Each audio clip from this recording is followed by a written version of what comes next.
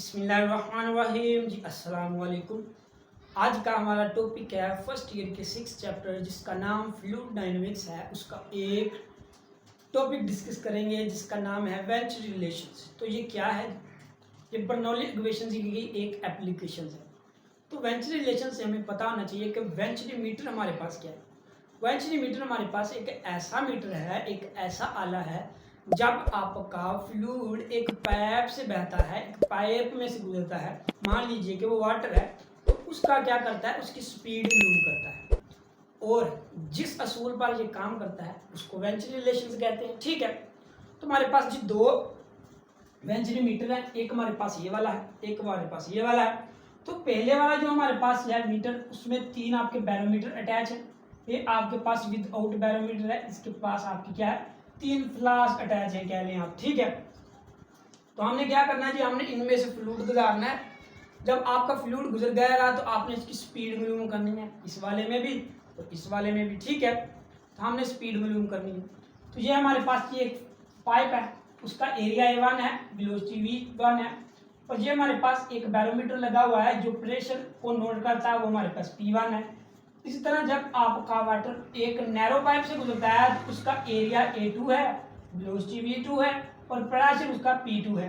ये अभी आपके पास एक बैरोमीटर है, लेकिन हमें इसकी ज़रूरत नहीं है क्योंकि बर्नौली इक्वेशन में सिर्फ 2 ही प्रेशर हैं, तो 2 ही प्रेशर हम क्या कर लेंगे, नोट कर लेंगे। ठीक है, अगर आप बेहतर अंडरस्टैंडिंग करना चाहते हैं तो आपको पता होगा कि जितना प्रेशर यहाँ पर होगा उतना प्रेशर ही यहाँ पर होगा, क्योंकि जितना आपके पास यहाँ पर एरिया है, जितना वाटर फ्लो यहाँ पर कर रहा है उतना ही यहाँ पर करेगा। तो हमने क्या करना है जी, हमने स्पीड मालूम करनी है वाटर की, इसलिए हमें इसकी ज़रूरत नहीं है। ठीक है, तो हम क्या इस्तेमाल करेंगे, हम इक्वेशंस ऑफ कंटिन्यूटी इस्तेमाल करेंगे, sorry equations of Bernoulli equation इस्तेमाल करेंगे। वो हमारे पास क्या है जी, वो हमारे पास होती है P1 प्लस 1/2 रो V1 का, आपके पास रो होता है, ये आपके पास रो G होता है, ये आपके पास H1 होता है। इस तरह आपके पास प्रेशर P2 है, 1/2 आ जाता है, रो आ जाता है, V2 का स्केयर आ जाता है, प्लस आपके पास रो आ जाता है, G आ जाता है, H2 आ जाता है। ठीक है, तो हमने देखा कि जब आपका फ्लूइड इस पाइप में से गुजर के गया तो उसने सिर्फ मोशन की, तो ड्यू टू मोशन की वजह से हमारे पास सिर्फ काइनेटिक एनर्जी होती है। तो यहाँ पर तो हमारे पास क्या है, सिर्फ काइनेटिक एनर्जी और पोटेंशियल एनर्जी दोनों है। तो पोटेंशियल एनर्जी तो यहाँ पर है नहीं, potential energy due to position होती है, तो यहाँ पर तो कोई पोजीशन तो आई नहीं। आपका वाटर बॉटम से अपवर्ड तो गया नहीं, एक सीधी लाइन में मूव कर रहा है, तो इसका मतलब क्या हुआ, वो एक फ्लो कर रहा है, उसकी सिर्फ मोशन है, तो आपके पास सिर्फ काइनेटिक एनर्जी होगी ना, उसके पास पोटेंशियल एनर्जी नहीं है। तो ये वाला एक्सप्रेशन इस फ्रैक्शन से कैंसिल हो जाएगा। ठीक है, अब हम बात करते हैं जी, हमारे पास P1 बचा प्लस 1/2 रो V1 का स्केयर बचा, प्लस आपके पास P2 बचा 1/2 रो V2 का स्केयर बचा। ठीक है, ये हमारे पास बच गया। अब हमने क्या करना है जी, वेलोसिटी V1 मालूम करनी है। तो वेलोसिटी तो हमारे पास 2 है, तो हम क्या करेंगे, कौन सी वेलोसिटी मालूम करेंगे, तो बेसिकली हमारे पास V1 वेलोसिटी चाहिए, क्योंकि जब हमारे पास वाटर यहाँ से फ्लो कर रहा है, जब हमारे पास वेलोसिटी V1 आ गई तो V2 तो खुद ब खुद भी आ जाएगी। ठीक है, तो हमें क्या चाहिए, V1 वेलोसिटी चाहिए, तो V1 वेलोसिटी तो यहाँ पर है, तो हमारे पास तो V2 वेलोसिटी भी नहीं है, तो हम V2 वेलोसिटी कहाँ पर से लेंगे, तो V2 वेलोसिटी हम इस्तेमाल करेंगे equations of continuity. Equations of continuity क्या कहती है, इक्वेशन ऑफ कंटिन्यूटी हमें ये कहती है कि पहले तो हमारे पास बर्नौली इक्वेशन थी, बर्नौली इक्वेशन हमें ये कहती है कि जब आपके पास क्रॉस सेक्शन एरिया ज़्यादा होगा तो उसकी वेलोसिटी कम होगी, लेकिन according two equations of continuity जब आपके पास वेलोसिटी कम है, क्रॉस सेक्शन एरिया ज़्यादा है, तो आपका प्रेशर भी इंक्रीज होगा। ठीक है, अगर इस पॉइंट की बात की जाए, अकॉर्डिंग टू बर्नौली इक्वेशंस आपका क्रॉस सेक्शन एरिया कम हो गया, वेलोसिटी ज़्यादा होगी। अगर आपका क्रॉस सेक्शन एरिया कम हो गया तो according to equation of continuity इसका प्रेशर भी कम हो जाएगा। ठीक है, तो हमारे पास जी हमें क्या चाहिए, हमें चाहिए V2, तो V2 हम कहाँ से लेंगे, हम इक्वेशन ऑफ कंटिन्यूटी को इस्तेमाल करेंगे। वो हमारे पास क्या होती है, A1 V1 A2 V2, तो A1 आ जाएगा, A2 इधर आ जाएगा, आपके पास V1 बचेगा, ये आपके पास V2 आ जाएगा। तो यहाँ पर हमारे पास ये वैल्यू यहाँ पर पुट कर देंगे। तो हम पहले तो P1 इधर है, P2 को इधर ले आएंगे, P1 आपका आ गया माइनस P2 आ गया।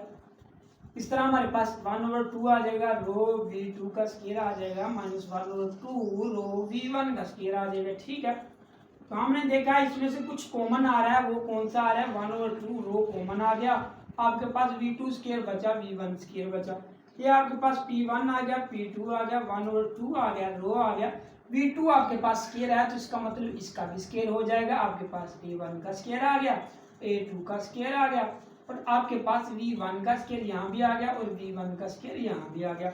अब हमने देखा कि हमारे पास एक और चीज कॉमन आ रही है, वो हमारे पास कौन सी है, वो हमारे पास वेलोसिटी v1 का स्क्वायर है, ये जहाँ पर भी है यहाँ पर भी है, तो इसको भी कॉमन ले लेंगे। हमारे पास क्या बचा, हमारे पास बचा a1 का स्क्वायर, a2 का स्क्वायर -1 बच गया। ठीक है, तो हमने देखा कि आपके पास p1 आ गया, p2 आ गया, यहाँ पर 1/2 आ गया, यहाँ पर रो आ गया, आपका v1 का स्क्वायर आ गया, आपके पास a1 का स्क्वायर आ गया -a2 का स्क्वायर आ गया, और नीचे आपका a2 का स्क्वायर वैसे ही आ गया।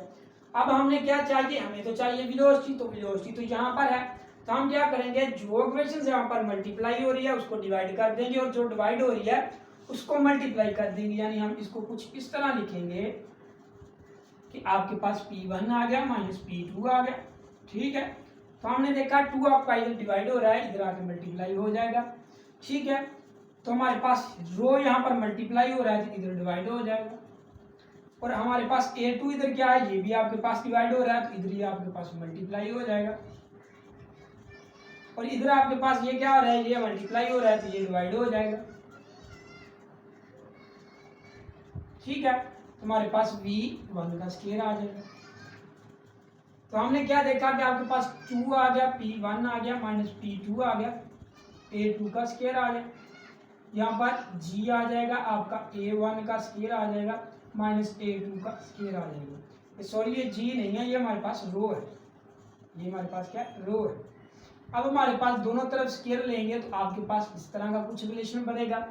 तो हमने देखा कि a2 का स्क्वायर है, स्क्वायर जिधर से कैंसिल हो जाएगा तो a2 तो आपका वैसे ही बाहर आ जाएगा, अंदर हमारे पास क्या बचा, 2p1 -p2 बच गया, आपके पास रो बचा, a1 का स्क्वायर बचा -a2 का स्क्वायर बचा।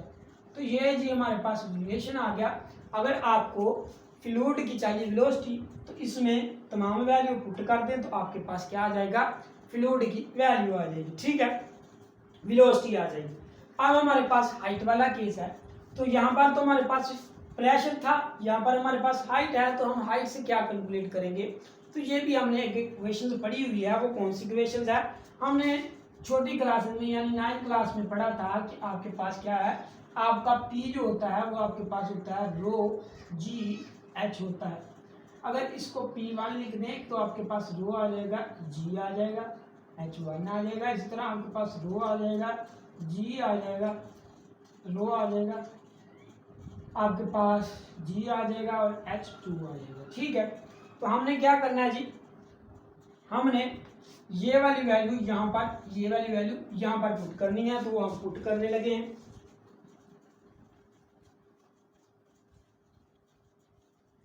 तो हमारे पास क्या रिलेशन बना, हमारे पास एक रिलेशन था a2, आपके पास आ गया था 2p1 -pa2 आपके पास आ गया, और साथ ही आपके पास क्या आ गया, रो a1 का स्क्वायर -a2 का स्क्वायर। ठीक है, तो ये हमारे पास क्या है, ये हमारे पास वेलोसिटी है, यहाँ पर आपके पास क्या आ जाएगा, g के साथ भी आएगा, तो हमारे पास आ गया a2 आ गया, मल्टीप्लाई आ गया, यहाँ पर आपके पास 2 आ गया, P1 हमारे पास क्या है जी, P1 हमारे पास है रो G1 और H1 आ गया आपके पास। ठीक है,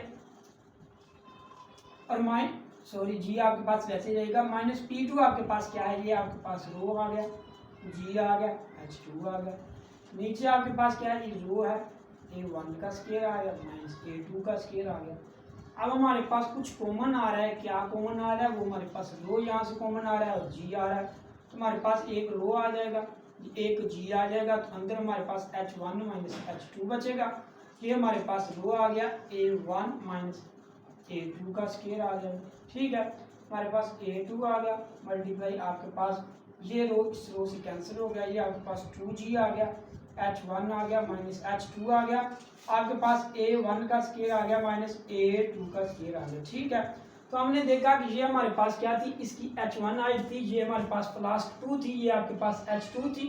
अब H1 में से H2 करेंगे तो आपके पास H मिल जाएगा, तो आप A2 की जगह मल्टीप्लाई लिख लेंगे, यहाँ पर आपके पास 2G आ जाएगा, यहाँ पर आपके पास H आ जाएगा, A1 का स्केयर आ जाएगा माइनस A2 का स्केयर आ जाएगा। ठीक है, तो ये भी आपके पास वेलोसिटी की वैल्यू आ गई, यानी आप इस एक्सप्रेशन में और इस एक्सप्रेशन में आपको वैल्यू पता है तो पुट करके दोनों की वेलोसिटी मालूम कर सकते हैं। ठीक है, तो ये था जी आज का हमारा टॉपिक। उम्मीद है आपको समझ आ गई होगी। किसी किस्म की भी आपको कन्फ्यूजन है तो कमेंट सेक्शन में कमेंट कर सकते हैं। अल्लाह हाफिज।